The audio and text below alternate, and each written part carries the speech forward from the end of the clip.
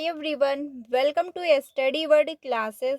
सो friends, आज से हम लोग जो है हिंदी पेडागोजी स्टार्ट कर रहे हैं।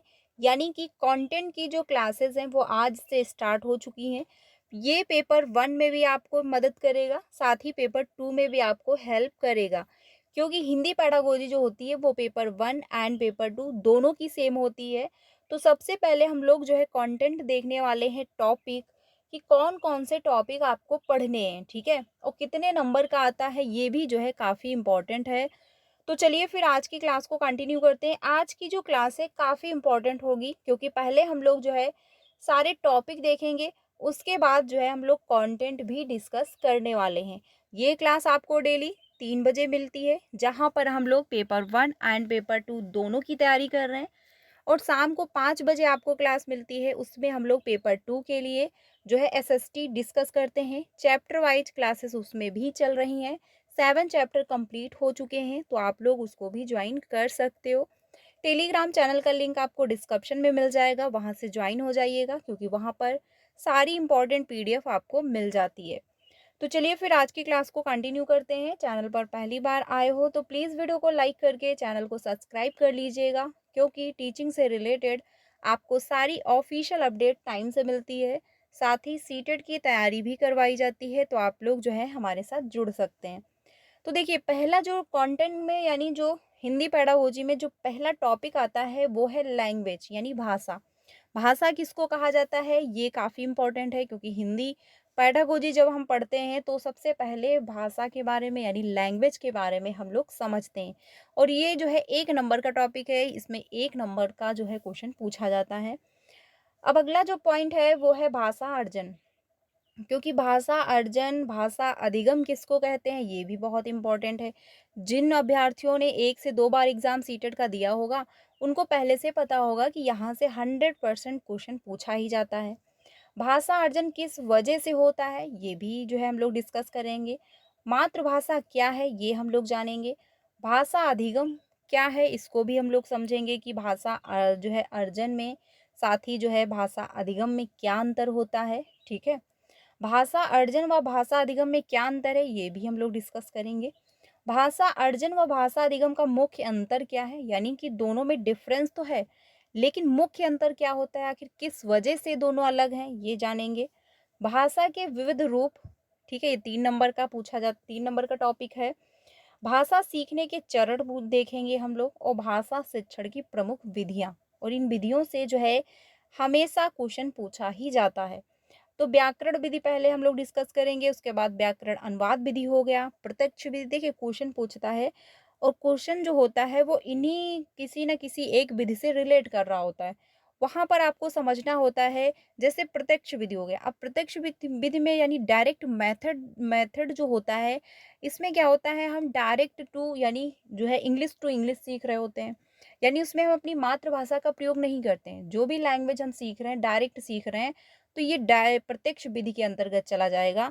और वहीं पर अगर हम जो है व्याकरण अनुवाद विधि होती है, तो इसमें हम अपनी मदर टंग का प्रयोग कर लेते हैं, ठीक है। यानी जो है हम मान के चलिए हमारी मातृभाषा हिंदी है, अब हम इंग्लिश में जब इंग्लिश को सीख रहे होते हैं, तो इंग्लिश सीखने के लिए पहले हमको ग्रामर ग्रामर सीखनी होती है, और उसमें ट्रांसलेट करने के लिए हम अपनी मातृभाषा का प्रयोग करते हैं, और पहले हम हिंदी के थ्रू सीख रहे होते हैं, फिर हम इंग्लिश के वर्ड सीखते हैं, तो व्याकरण अनुवाद विधि हो जाता है। तो इस तरीके से क्वेश्चन जो है पूछ सकता है, तो ये भी हम लोग समझेंगे। सम्मिश्रण विधि किसको कहते हैं, संप्रेषण जो है संप्रेषण परक विधि किसको कहा जाता है, कम्युनिकेटिव जो है मेथड जो है। आगमन विधि हो गया यानी इंडक्टिव मेथड हो गया, और साथ ही जो है डिडक्टिव मेथड किसको कहते हैं, ये भी इंपॉर्टेंट है, ये भी हम लोग समझेंगे।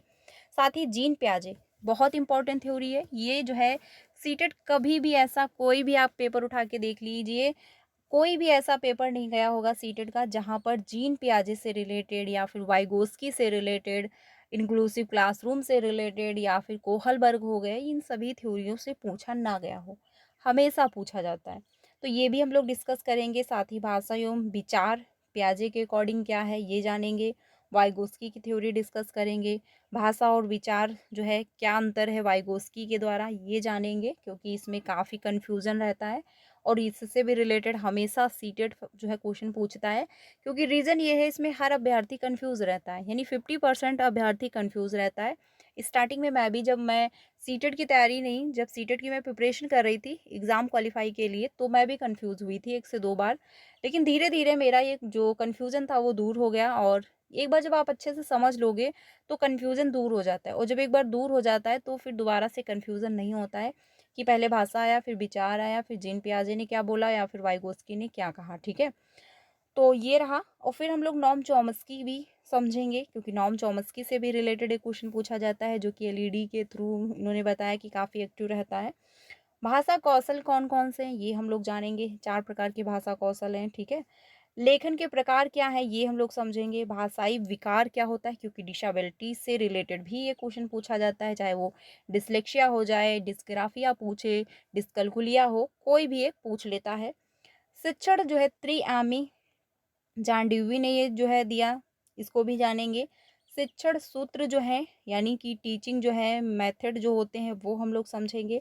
शिक्षण सहायक सामग्री, क्योंकि जो है टीचिंग लर्निंग मटेरियल जो होते हैं, जो आप टीचिंग कर रहे हो, तो टीचिंग के दौरान आप किन किन सामग्रियों का प्रयोग करते हो, जैसे ब्लैक बोर्ड हो गया, कुर्सी हो गया, पेन हो गया, चौक हो गया, डस्टर हो गया, बहुत सारी चीज़ें हम प्रयोग करते हैं। कोई एक्टिविटी करानी है तो कोई टीएलएम का प्रयोग किया, बहुत सारे डिजिटल आजकल जो हैं कुछ ऐसी सामग्रियां हैं जिनका हम प्रयोग करते हैं।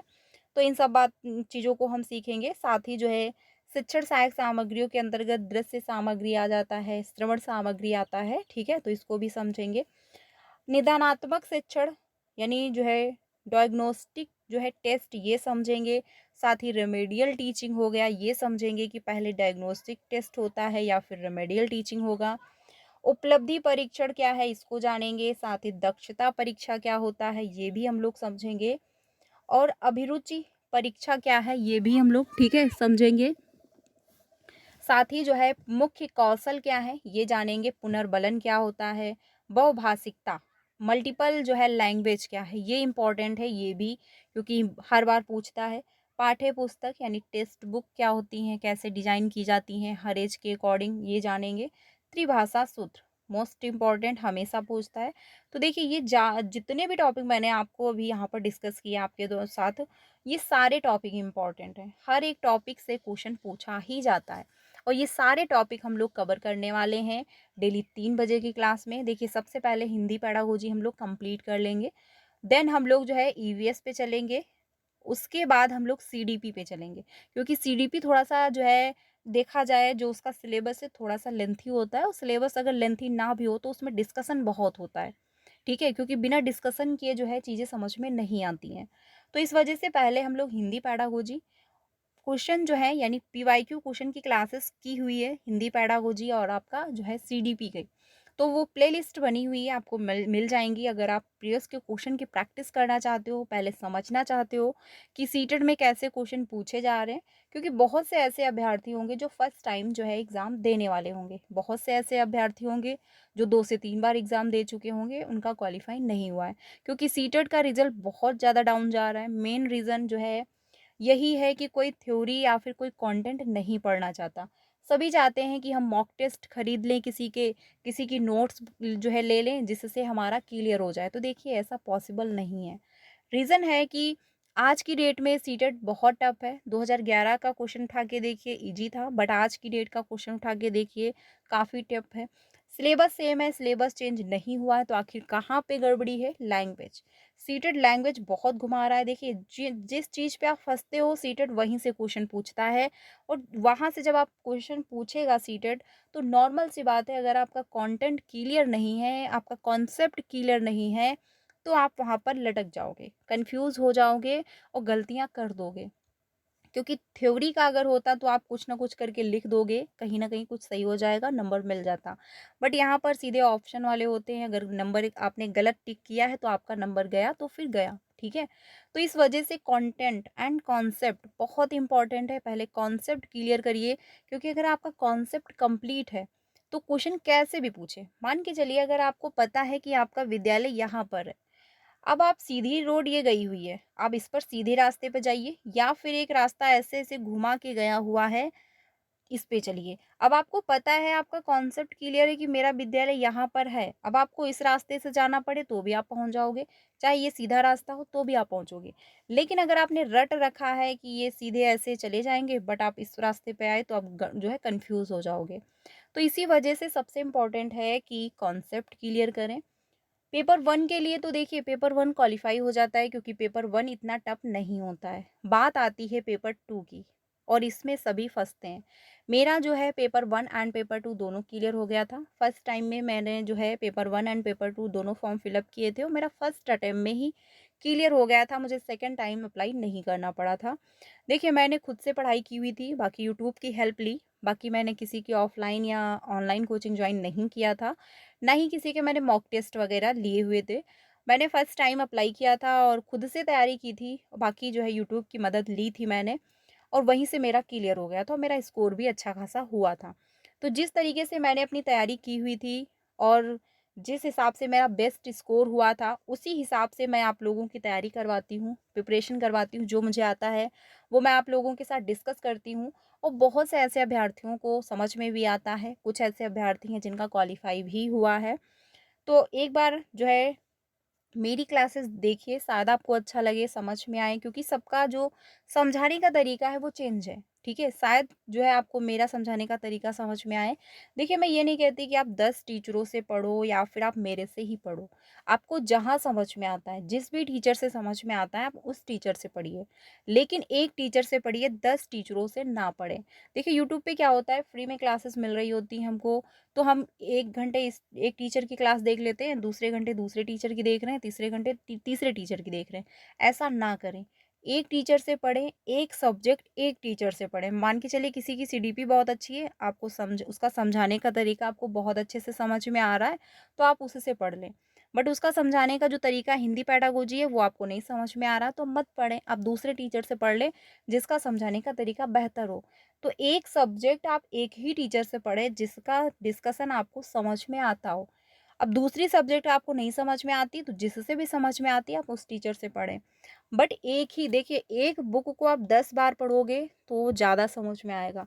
10 बुक को आप एक बार पढ़ लोगे सब कन्फ्यूज़न हो जाएगा, बहुत सारी दिमाग में खिचड़ी पक जाएगी। तो इसी वजह से अगर सीटेट को क्लियर करना है तो सबसे पहले सिलेबस उठाइए, सिलेबस को देखिए। आखिर पूछता क्या है सीटेट और सीटेट में टॉपिक कौन से हैं, कहाँ से क्वेश्चन ज़्यादा पूछे जाते हैं, कौन से सब्जेक्ट से ज़्यादा क्वेश्चन आते हैं, ये सब कुछ क्लियर हो जाएगा आपका प्रीवियस के क्वेश्चन से। वो कंप्लीट करें देन अपनी तैयारी स्टार्ट करें। मैं इस पर डिटेल में वीडियो बनाऊंगी कि कैसे सीटेट को तैयार करना है, फर्स्ट अटेम्प्ट में कैसे सीटेट को क्वालिफाई करना है, तो वो वीडियो ज़रूर देखिएगा, बाकी आपको मिल जाएगी। मैंने इस पर वीडियो बनाया हुआ है पहले ही। नेक्स्ट जो है फिर से बनाऊँगी जिस पर हर एक चीज़ को डिस्कस करूँगी, तो वो क्लास ज़रूर देखिएगा, आपको बहुत हेल्प मिलेगी सीटेट को एक बेहतर दिशा देने की, फर्स्ट अटेम्प्ट में क्वालीफाई करने के लिए। तो ये था हिंदी पेडागोजी, ठीक है? हम लोगों ने कंटेंट डिस्कस कर लिया है, अब हम लोग थोड़ा-सा जो है यानी कि जो टॉपिक थे वो हम लोगों ने डिस्कस किए हुए, अब हम लोग थोड़ा-सा कंटेंट डिस्कस कर लेते हैं। और उसके बाद डेली आपको क्लासेस मिलेंगी जिसमें कंटेंट ही होगा। साथ में प्रीवियस के क्वेश्चन की भी हम लोग प्रैक्टिस करते रहेंगे बीच-बीच में। इससे ये होगा कि कॉन्सेप्ट के साथ-साथ प्रीवियस के जब क्वेश्चन आप करोगे, तो जब क्वेश्चन आप हल करने लगोगे, तो आपको भी अच्छा लगेगा कि यस क्वेश्चन बन पा रहे हैं, ठीक है?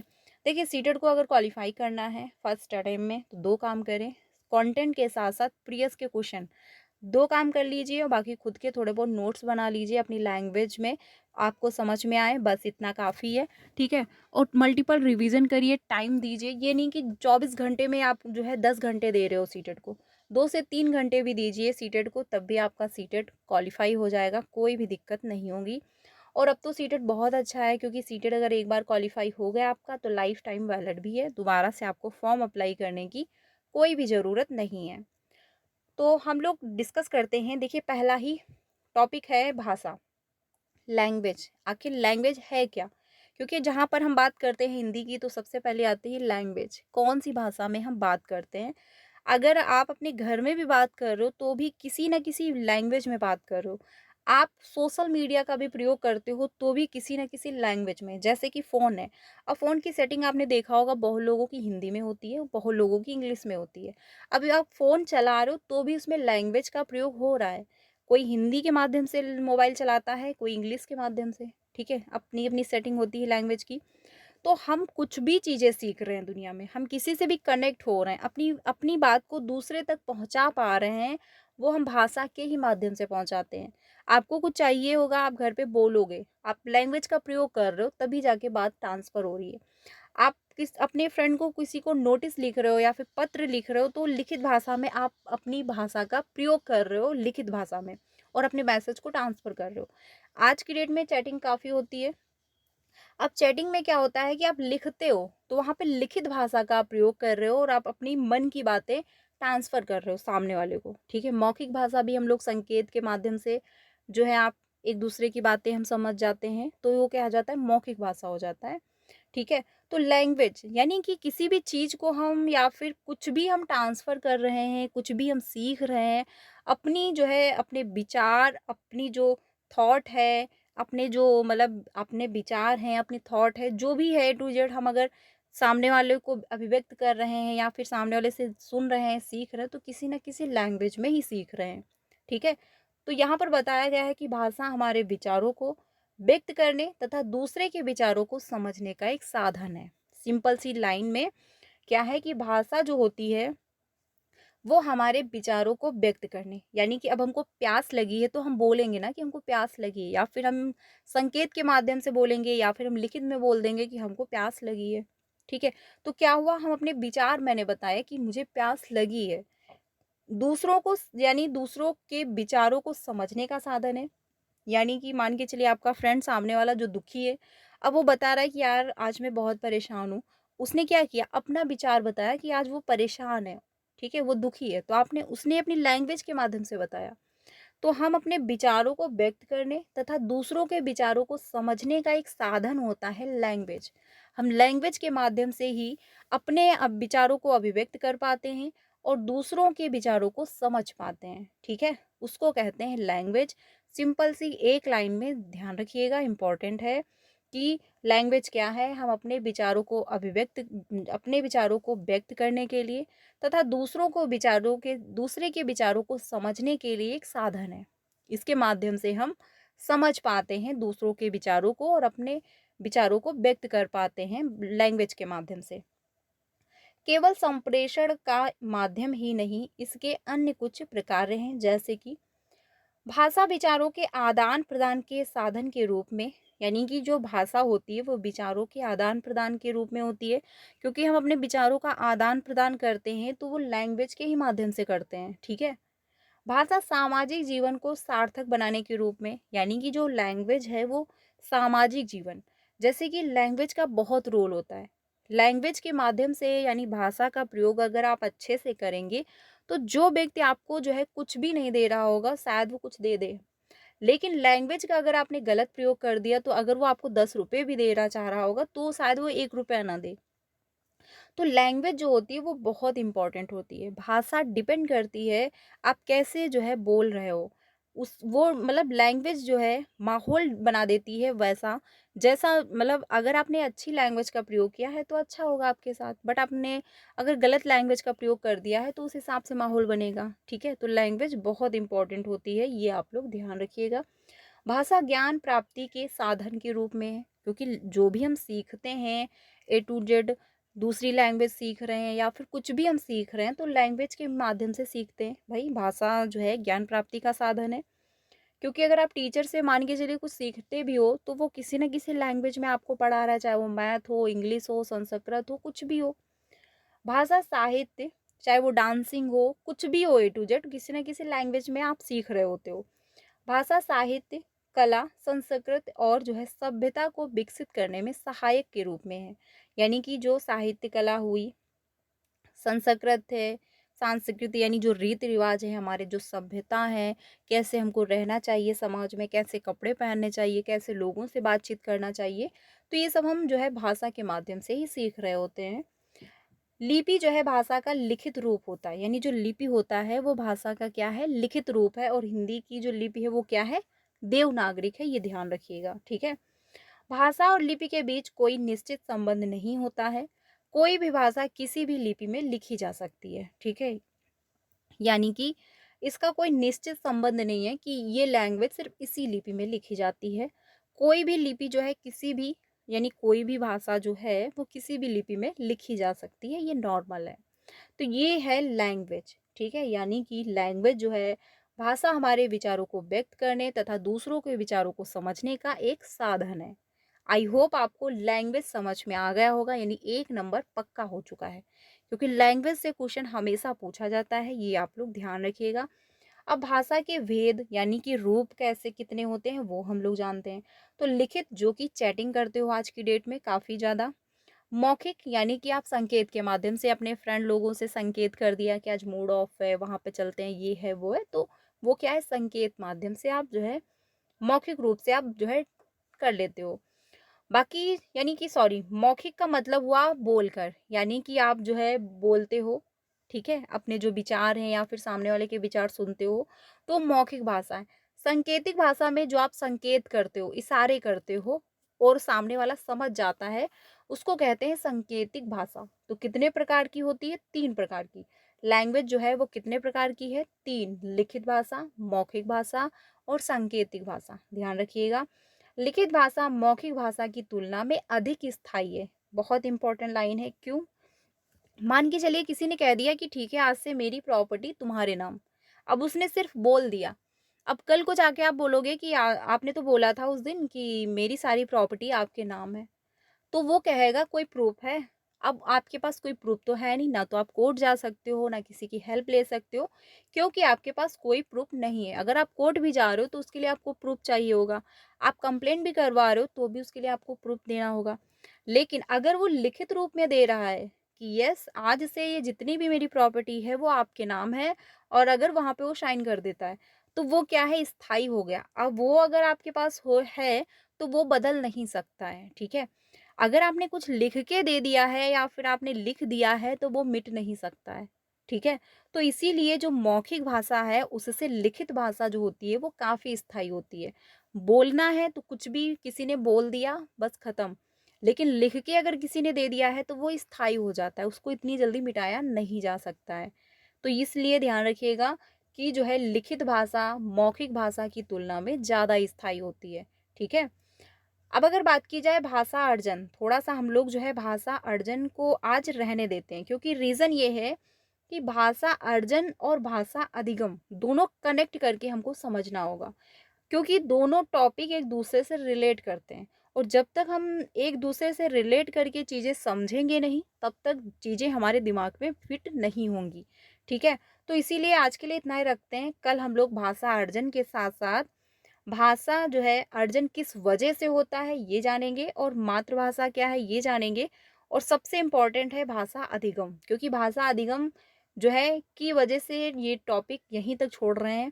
क्योंकि दोनों चीज़ें जब हम एक साथ कनेक्ट करके समझेंगे कि भाषा अर्जन किसको कहा जाता है, फिर भाषा अधिगम किसको कहा जाता है, दोनों में अंतर क्या है, तब जाके आप चीज़ें समझ पाओगे। आज अगर हम लोग भाषा जो है अर्जन समझेंगे, उसके बाद कल हम लोग भाषा अधिगम समझेंगे तो कन्फ्यूज़न हो जाएगा। क्योंकि भाषा अधिगम के लिए आपको प्रॉपर स्कूल जाना होता है, कोचिंग ज्वाइन करनी होती है, ट्यूशन जाना होता है, टाइम देना होता है। पर्टिकुलर जो है टाइम के थ्रू जो है सारा प्रोसेस होता है। लेकिन भाषा अर्जन जो होता है वो उसके लिए कोई टाइम फिक्स नहीं है। आप रात के 12 बजे भी कुछ ना कुछ सीख रहे होगे, आप खेल रहे हो तो भी कुछ ना कुछ सीख रहे हो, ठीक है, आप खाना खा रहे हो तो भी कुछ ना कुछ सीख रहे हो, आप मार्केट जा रहे हो तो भी कुछ ना कुछ सीखते जा रहे हो।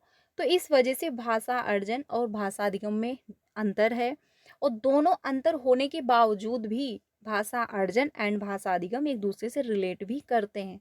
तो इस वजह से इस टॉपिक को जब हम एक साथ पढ़ेंगे तभी जाके चीज़ें कनेक्ट होंगी, तभी जाके चीज़ें समझ में आएंगी और कन्फ्यूज़न नहीं होगा। नहीं तो कन्फ्यूज़न होता है बहुत से अभ्यर्थियों को, क्योंकि कुछ लोगों का कहना हो जाता है कि भाषा अर्जन जो है वो प्रॉपर जो है ट्यूशन लिया जाता है, स्कूल जाया जाता है, टाइम का पाबंद होता है, और भाषा अधिगम में भी वो यही पका देते हैं खिचड़ी।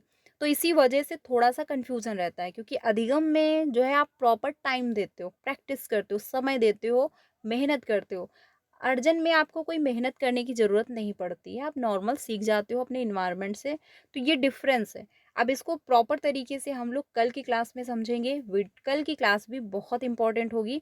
देखिए अब कंटेंट स्टार्ट हो चुका है, तो कंटेंट बहुत इंपॉर्टेंट है। मेन जो जो सीटेट को क्वालिफाई करने की जड़ है वो है कंटेंट।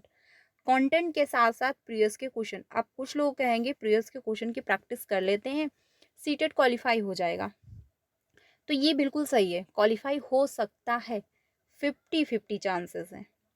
यानी कि आप 50 पे अटके रहोगे, इधर भी जा सकते हो, उधर भी जा सकते हो।